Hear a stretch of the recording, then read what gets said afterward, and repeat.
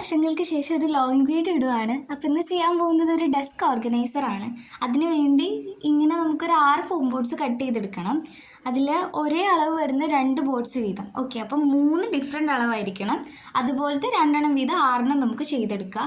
എന്നിട്ട് ഏറ്റവും വലുതിലേക്ക് നമ്മൾ ഇത് ചെയ്യുന്ന ഫോം ബോർഡ്സിൻ്റെ അളവ് ഞാൻ ഒന്ന് പറഞ്ഞുതരാം. ആദ്യം നമുക്കൊരു 29 സെൻറ്റിമീറ്റർ ഹൈറ്റ് വരുന്നതുണ്ട്, പിന്നെ 26, പിന്നെ 24. അതിൽ 29 സെൻറ്റിമീറ്റർ വരുന്ന വലിയ നമ്മൾ കട്ട് ചെയ്തെടുത്തിട്ടില്ലേ, അതിലേക്ക് നമ്മൾ 26 ആണ് ഇങ്ങനെ വട്ടത്തിൽ ഒട്ടിച്ചു കൊടുക്കുന്നത്.